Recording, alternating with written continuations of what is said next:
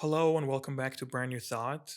In this episode, we will talk about principle based marketing. I'll explain what I mean by that, why this is a framework you might want to use, and what are its potential benefits.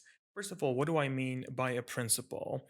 Very simply, a principle in my mind is something that is true. It's like an axiomatic truth. Of course, when we talk about marketing and public relations, this is not physics, so we're not talking about the principle of gravity or flight principles, but there has been quite a lot of research looking at all kinds of things like what kind of a headline people prefer, what do they click on, how much time do they spend when they receive something, how do they behave after that.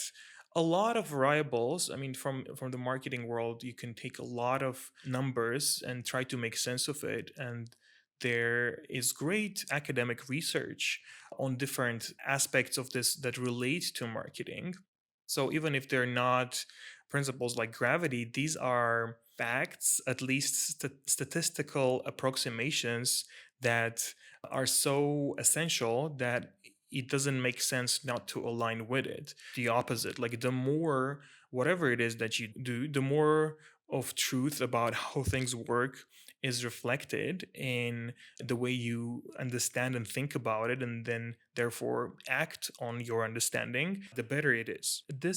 Principle based marketing, first of all, means injecting truth, injecting science into your overall logic of mass communication. Who do you communicate with? How do you start the process of communication? And what do you communicate about yourself?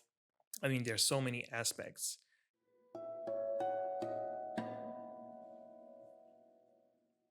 Principle based marketing also means principles that you yourself define. So let's say you are working with an organization who has a very specific target audience, right? It's just women 30 to 40 years old, for example.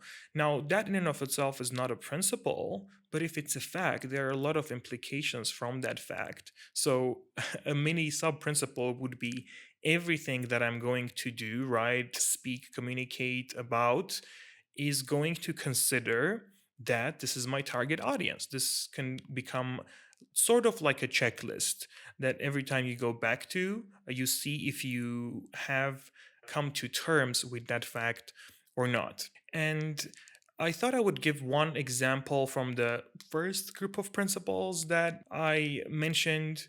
In the last episode, we talked about reciprocity, right? The good old give and take. Let's talk about, for example, the principle of liking. This is another principle coined by Dr. Robert Cialdini. If you're not familiar with him, I can highly recommend his book, Influence the Science of Persuasion.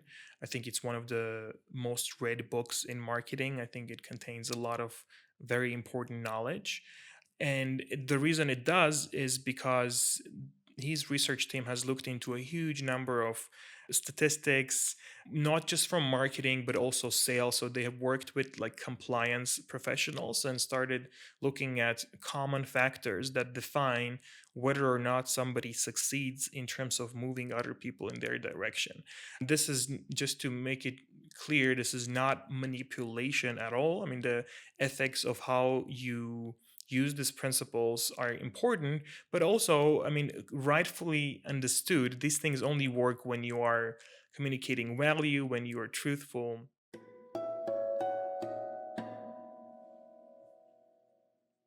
So let's take the principle of liking, for example. In essence, the principle says that we prefer to say yes to people we like. It sounds very simple, but it's not simplistic, and often simplicity is the answer to all complexity. So the question then becomes, all right, so what? People want to do business with people that they like. What can I do? Well, you can emphasize several factors that can increase your overall likability.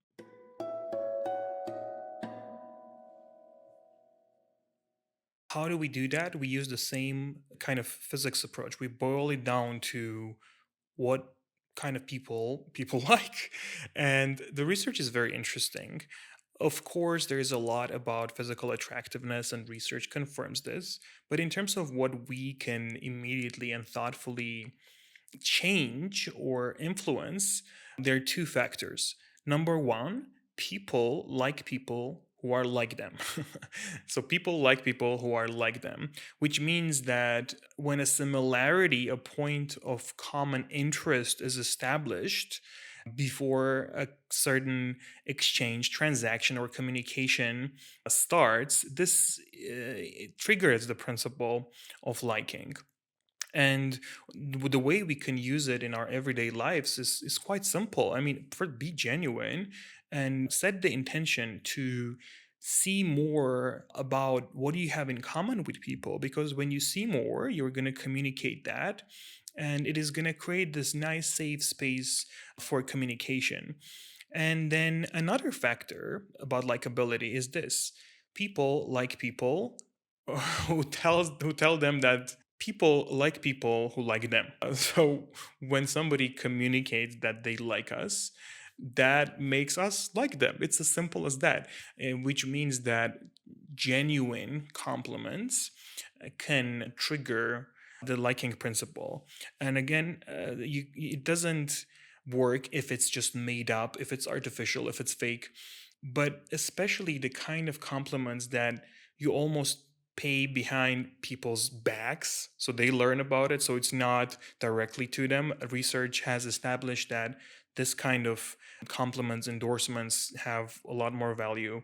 There are so many interesting research studies. I think there was one salesman who was essentially selling real estate, and all he did was he was really sending postcards to all his clients, just telling people that he serves that he likes them, and he wasn't lying, he was genuine about it, and everybody wanted to do business with them. It's again, it's kind of evident, but the principle to us isn't evident.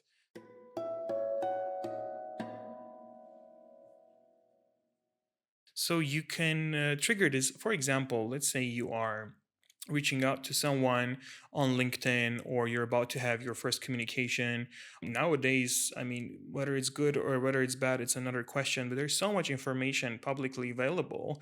You look at person's profile, you see you have these commonalities with them, and you might actually see something that genuinely impresses you, that is genuinely interesting. So if you express in that sense a meaningful compliment and point to a commonality, at least the likelihood that the person will respond to you which will be so much higher. And this is the most, I guess, simplistic example of that. If you are working with multiple audiences, so you have your personas, typical kind of groups that you normally engage with, how do you communicate that you care about them? Maybe you describe your mission, maybe they should be able to see themselves in the images that you share. Maybe you communicate things that bring value to them in terms of their relationships with third parties. So again, this is, as long as it's not rocket science in that sense, but it's still a principle. So if that becomes another check, kind of like a thing that you have to check on in your checklist, is what I'm communicating, is this aligned with the principle of liking? And that will, if you scale that through different aspects of your communication, whether it's a message you send, whether it's someone that you've met, whether it's an email newsletter, or maybe a podcast, then the truth of the principle has a chance to help you in everything else. And this is what I mean by principle based marketing. The deeper you go to and you touch the most fundamental aspects of how the mind works, how we create our perception, how do we decide whom to engage with, whom to not engage, then the better it is. And you get a lot of data as well from your own work. From you have institutional memory, maybe you have exactly sophisticated metrics about what you want to achieve.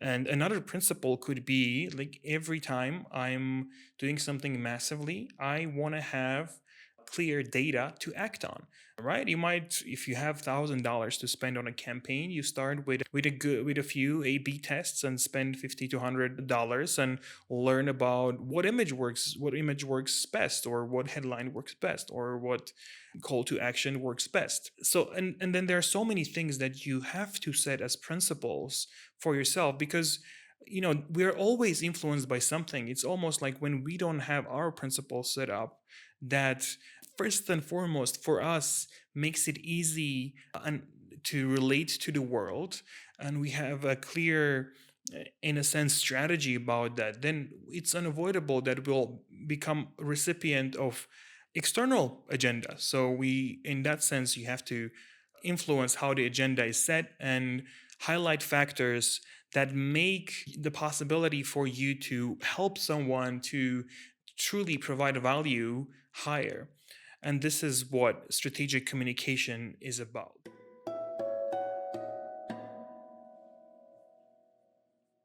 I think that's it for today.